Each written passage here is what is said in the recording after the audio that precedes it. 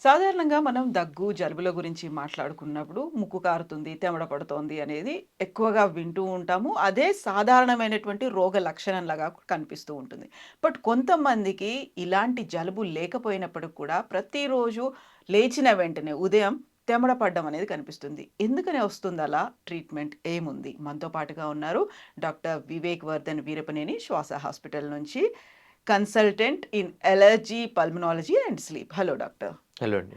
చాలా మందిని చూస్తూ ఉంటాము. చెమట పడుతోంది అనేది ఒక హ్మ్. ఉదయాన్నే లేచిన వెంటనే హ్మ్. హ్మ్. చిన్నప్పటి నుంచి మాకు ఇలాగే ఉంటోంది అని చెప్పే మాటలు ఉంటాయి. అవును. అలాంటి కేసులు, పేషెంట్స్ మీ దగ్గరికొచ్చినప్పుడు యాక్చువల్‌గా ఎందుకు కనిపిస్తుందలా? ఉంటారండి ఇట్లా పేషెంట్స్ కొంతమందికి ఏంటంటే, చిన్నప్పటి నుంచి కూడా వాళ్ళకి క్యారెక్టరిస్టిక్ టిపికల్ ఫీచర్ ఏంటంటే, రోజు పొద్దున్నే తెమ్మడ పడుతది హ్మ్. వాళ్ళకి. సో, లేవగానే అంటే కొంతమంది నోట్లో వేలేస్తారు. ఇట్లా చేసి తీసేయడానికి మొత్తంగా. అది అది కాదు మామూలుగా. అది వేరు మళ్ళీ. హ్మ్. అది ఇండ్యూస్ చేయడం వల్ల బైల్ బయటికొస్తది. అది ఎవరు చేసినా వస్తది. యాక్చువల్లీ అది చేయకూడదు. ఓహ్! బట్ అది అది దాని గురించి కాదు మనం మాట్లాడేది. దగ్గితే తెమడ లంగ్స్‌లోంచి నిజంగా తెమడ రావడం. హ్మ్. అదొక జబ్బుంది. దాన్ని బ్రాంకిఎక్టసిస్ అంటాం. హ్మ్. ఈ బ్రాంకిఎక్టసిస్ అంటే ఏంటంటే, సింపుల్‌గా అర్థం అవ్వాలంటే, మన లంగ్స్ తార్ రోడ్‌లాగా ఉంటాయనుకుందాం. అంటే కంప్లీట్ ఫ్లాట్‌గా ఉండి. యాహ్! సో, వాటిలో ఏమన్నా సెక్రీషన్స్ వచ్చినా గానీ వెంటనే క్లియర్ అయిపోతాయి. వీళ్ళవి ఎలా ఉంటాయంటే, గుంతల రోడ్‌లాగా తయారవుతది. హ్మ్. గుంతల రోడ్ మీద వర్షం పడితే ఏమవుతది? మొత్తం కూడా నిలిచిపోతుంది. నిలిచిపోతుంది ఇక్కడ. అలానే వీళ్ళ లంగ్స్‌లో కూడా ఫ్లెమ్ అనేది అలా నిలిచిపోతుంది. దాన్నే బ్రాంకిఎక్టసిస్ అంటాం. ఓకే. సో, ఈ జబ్బనేది రావడానికి చాలా కారణాలుంటాయి. కొంతమంది కంజెనిటల్ అంటాం. అంటే పుట్టుకతోనే వస్తుంది. ఓకే. సో, వాళ్ళకేంటంటే చిన్నప్పటి నుంచి ఆ బేబీ దగ్గుతూనే ఉంటాడు. హ్మ్. Every day. హ్మ్. ఎవ్రీ డే ఉంటుంది. సో, దగ్గడం, దగ్గి వామిటింగ్ చేసుకోవడం ఈవెన్చువల్లీ 7 ఇయర్స్ తర్వాత బయటికి తీయగలుగుతారు తెమడ ఎవరైనా. చిన్న పిల్లలు ఎవరు తెమడ బయటికి తీయలేరు. కక్కుతారు. హ్మ్. 7 తర్వాత దగ్గగలుగుతారు బయటికి. హ్మ్. సో, ఈ విధంగా మార్నింగ్ ఉంటుంది. అట్లా అని చెప్పి డే అంతా రాదని కాదు. డే అంతా కూడా వాళ్ళు దగ్గుతూనే ఉంటారు. ఎందుకు అంటే ఈ హోల్స్ అనేవి ఈ మన గుంతలనేవి స్లోగా పెద్దగా అవుతా ఉంటాయన్నమాట. మనం దాన్ని కరెక్ట్ టైంలో ఐడెంటిఫై చేస్తే, ఆ సైజ్ అనేది మరీ పెద్దగా అవ్వకుండా ఉంటది. అంటే ఎక్కువ రోజులు గుంతల రోడ్ నుండి వెహికల్ పోతే పెద్దగా అవుతా ఉంటాయి గదా! హ్మ్. అలానే ఎక్కువ ఇన్ఫెక్షన్స్ వస్తే కూడా అవి ఇంకా పెరిగిపోతా ఉంటది బ్రాంకైటిస్. ఎంత ఉందో అంతే ఉంటది. ఇంకా సైజ్ పెరిగిపోతుంటది. నంబర్ ఆఫ్ హోల్స్ పెరిగిపోతా ఉంటాయి రోడ్ మీద. హ్మ్. సో, అలా లంగ్స్‌లో బాగా పెరిగిపోవడం వల్ల వీళ్ళకి బాగా దగ్గు, ఆయాసం కూడా ఉంటుంది. సేమ్ ఆస్తమా లానే ఉంటది చూడడానికి బయట నుంచి. మనం కరెక్ట్‌గా ఎగ్జామిన్ చేసి చూస్తే వీళ్ళకి బ్రాంకైటిస్ అనే ప్రాబ్లమ్ ఉంటుంది. Treatment is totally different. Okay. Treatment వేరు. సో, వీళ్ళకేంటంటే ఉట్టి మెడిసిన్సే పనిచేయవు. వ్యాక్సిన్స్ చాలా ముఖ్యం. Antibiotics important. హ్మ్. ఆ లోపల ఉన్న ఫ్లెమ్ పోవడానికి. ఈ మళ్ళీ మళ్ళీ తయారవ్వకుండా వాళ్ళకి ఫిజియోథెరపీ అన్నిటికంటే మోస్ట్ ఇంపార్టెంట్. ఫిజియోథెరపీ చేయించాలి వీళ్ళకి. ఫిజియోథెరపీ. ఓహ్! చాలామంది ఫిజియోథెరపీ అనగానే మనకి బాడీ పెయిన్స్ ఉంటే బాడీ పెయిన్స్, ఆర్తో అట్లా గుర్తొస్తది. అవును. చేతులు, కాళ్ళు. హ్మ్. కానీ లంగ్స్‌కి కూడా ఫిజియోథెరపీ ఉంటుంది. ఓకే. ఇప్పుడు మా హ్మ్. శ్వాస హాస్పిటల్‌లో every patient who comes for COPD, severe asthmas, దాని తర్వాత ఈ బ్రాంకిఎక్టసిస్ ఇది లేకుండా బయటికి పంపించాం. Physiotherapy is very important. అది లేకుండా బ్రాంకిఎక్టిటిస్ ట్రీట్మెంటే లేదు. ఓహ్! ఉట్టి మెడిసిన్స్ అవన్నీ ఇస్తే పేషెంట్ మంచిగా అవ్వరు. ఎందుకంటే రోజు అక్కడ ఫార్మ్ అయ్యే తేవడం తీయాలి మనం. హ్మ్. సో, మనకు మామూలుగా మాన్యుయల్‌గా కాకుండా ఆటోమేటిక్‌గా అయిపోతుంది అది. నేను చెప్పాను కదా! మనయి క్లీన్ రోడ్స్ లాగా ఉంటాయి. సో, వాళ్ళకి ఏం చేయాలంటే మనం మాన్యుయల్‌గా ఆ ఫ్లెమ్ క్లియర్ చేసే మెథడ్స్ ఉంటాయి. పోస్చరల్ డ్రైనేజ్ అంటాం. హ్మ్. అంటే వాళ్ళని ఒక పర్టిక్యులర్ పొజిషన్‌లో పెట్టి వాళ్ళకి కొంచెం ఎక్సర్సైజ్ చేయడం. సో, దానివల్ల ఫ్లెమ్ ఉన్నదంతా లోపలికి బయటకి వచ్చేస్తే పేషెంట్‌కి చాలా రిలీఫ్ వస్తది. హ్మ్. They feel very happy and very relieved also. మళ్ళీ మళ్ళీ ఫార్మ్ అవ్వకుండా ఎవ్రీ డే కూడా వాళ్ళంతట వాళ్ళని చేసుకోమనడము. కొన్ని డివైస్ ఉంటాయి. పెప్ డివైసెస్ అంటాం. ఓకే. అవేం చేస్తాయంటే లోపల మనకి చేరిన తెమడని బయటికి రావడానికి తోడ్పడతాయి. సో, అది చేయడం వల్ల రోజు ఫ్లెమ్ అనేది బాగా బయటికొచ్చేస్తది. రోజంతా హ్యాపీగా ఉంటాడు. నెక్స్ట్ డే మార్నింగ్‌కి మళ్ళీ తయారవుతుంది. హ్మ్. పర్మనెంట్ క్యూర్ అనేది అది లేదా? స్లోగా అంటే ఇంతకుముందు చాలా హెవీగా వచ్చేది. లిటిల్ బిట్ అవుతుంది. హ్మ్. కొంతమందికి కొన్ని రోజులు మొత్తం డ్రై అయిపోతది. బట్ అప్పుడప్పుడు చేసుకుంటూ ఉండాలి ఎక్సర్సైజ్ అని చెప్తాం. పూర్తి కంట్రోల్ వచ్చిన వాళ్ళకి. హ్మ్. స్టార్టింగ్‌లో డెఫినిట్‌గా ఎవ్రీ డే చేయాలి. కంట్రోల్ వచ్చేంత వరకు. దాంతో పాటు మెడిసిన్స్, వాక్సిన్స్, ప్రోటీన్ వాళ్ళ బాడీలో ప్రోటీన్ అంతా తెమ్మడమే బయటికెళ్ళిపోతుంటది. Okay. Hmm. They lose their protein from their phlegm. So, అందుకు వాళ్ళకి ప్రోటీన్ సప్లిమెంట్స్ ఇస్తాము. సో, అసలు అక్కడ అది చేరకుండా మనం ట్రీట్మెంట్ ఇవ్వడం. ఆ మెడిసిన్స్ కూడా అక్కడ అది వచ్చి ఆ తెమడ చేరకుండా నిల్చకుండా చేయడం అనేది మన టార్గెట్. సో, ఈ బ్రాంకిక్టసిస్ కేసు కంజెనిటల్ అంటే పుట్టుకతో వచ్చినవి ఉంటాయి. తర్వాత టీబీ మన దేశంలో టీబీ చాలా కామన్. హ్మ్. ట్యూబర్క్లోసిస్ వినే ఉంటారు అవును. క్షయ. అవును. ప్రపంచంలో ఉన్న కేసుల్లో 25% మన కంట్రీలోనే ఉన్నాయి కేసెస్. ఇప్పటికి తగ్గలేదు ఇంకా. ఇప్పటికీ ఉన్నాయి. ఓకే. ఎందుకంటే చాలా మందికి అవేర్‌నెస్ అదే అంటారు. అన్నిటికి మూల కారణం మళ్ళీ సెల్ఫ్ ట్రీట్‌మెంటే. హ్మ్. దగ్గుంటది, టీబీ ఉంటే దగ్గు, జ్వరం అన్నీ ఉంటాయిలే. ఆకలవ్వదు, బరువు తగ్గుతారు. కాఫ్ సిరప్స్ వాడతారు ఎళ్లి మళ్ళీ.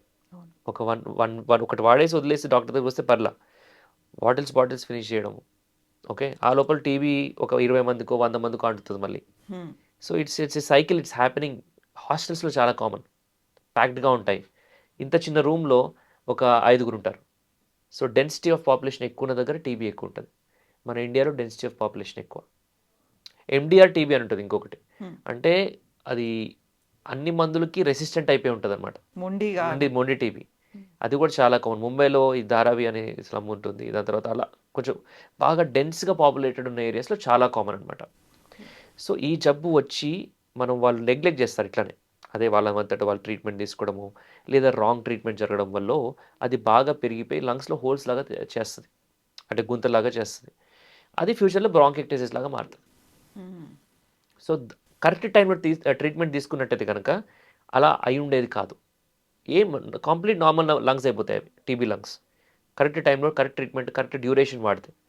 అలా కాకుండా డిలే చేయడం వల్ల, డయాగ్నోసిస్ డిలే అవ్వడం వల్ల, ఈ ఫ్యూచర్ అంతా గూడా వాళ్ళు రోజు దగ్గుతూనో, ఆయాసతోనో ఇబ్బంది పడతారు. పోస్ట్ టీబీ లంగ్ డిసీజ్ అంటాం. మన దేశంలో ఉన్నన్ని కేసులు ఏ దేశంలో లేవు. ఓకే. ఎవ్రీ డే చూస్తా నేను. Hmm. So, we get these cases usually rural areas నుంచి ఎక్కువగా వస్తాయి. అవేర్‌నెస్ తక్కువ. వాళ్ళకి ఎవరో they depend on some RMP, they give something. దానివల్ల ఏంటంటే ఇంకా ప్రొలాంగ్ అయిపోయి ఇంకా ఎక్కువైపోతది జబ్బు. హ్మ్. సో, దానివల్ల ఫ్యూచర్‌లో బ్రాంకైటిస్ డెవలప్ అయితది. ఇంకా it's a big headache for them. దగ్గితే తెమడ పడడమే కాదు బ్లడ్ కూడా పడతది తర్వాత. ఓహ్! ఈ ఎస్పెషల్లీ పోస్ట్ టీబీ వాళ్ళకి. దగ్గినప్పుడల్లా కొంచెం ఫ్లెమ్‌తో పాటు బ్లడ్ రావడం.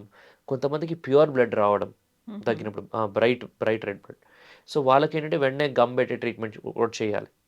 సో, ఇలాంటి డేంజర్స్ కూడా అయ్యే అవకాశం ఉంటది. ఎస్పెషల్లీ పోస్ట్ టీబీ బ్రాంకైటిస్ తోటి.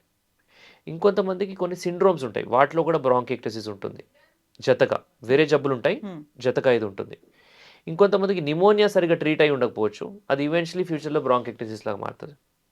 సో, ఇలా చాలా కారణాలు. ఊపిరితిత్తులో చిన్న చిన్న అడ్డులు పడతాయి కొంతమందికి. అది అలానే ఉండిపోతది చిన్నప్పటి నుంచి. చిన్న పల్లి ముక్కు ఉండొచ్చు. అది అలా ఉండిపోయి అది దానికి ట్రీట్మెంట్ జరగక దానికి ఎనకాల ఉండే లంగ్ అంతా కూడా డ్యామేజ్ అయ్యి బ్రాంకైటిస్ అయిపోతది మళ్ళీ. ఓహ్! సో, దీనివల్ల వాళ్ళకి రెగ్యులర్‌గా కాఫ్ రావడం ఇవన్నీ జరుగుతుంటాయన్నమాట. సో, వీటన్నిటికి కూడా మూల కారణం ఏదో ఉంటుంది. దాన్ని ఐడెంటిఫై చేయాలి.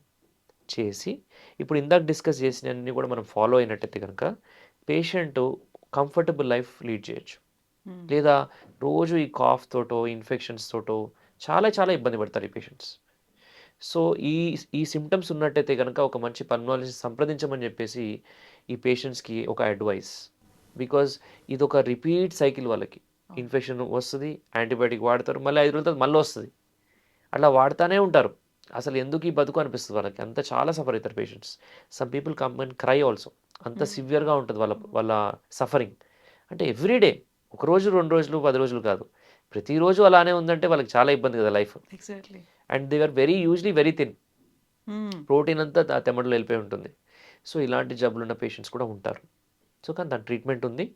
దాన్ని కరెక్ట్ టైంలో తీసుకున్నట్టయితే గనుక డ్యామేజ్‌ని మనం ప్రివెంట్ చేయొచ్చు.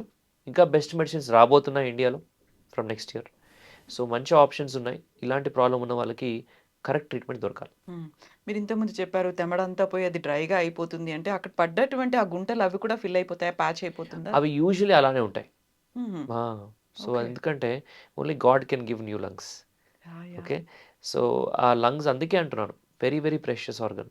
ఎందుకంటే మనకున్న ఆర్గాన్స్ అన్నిటిలో గూడా బయట వాతావరణంకి డైరెక్ట్ కనెక్ట్ అయింది లంగ్ మాత్రమే.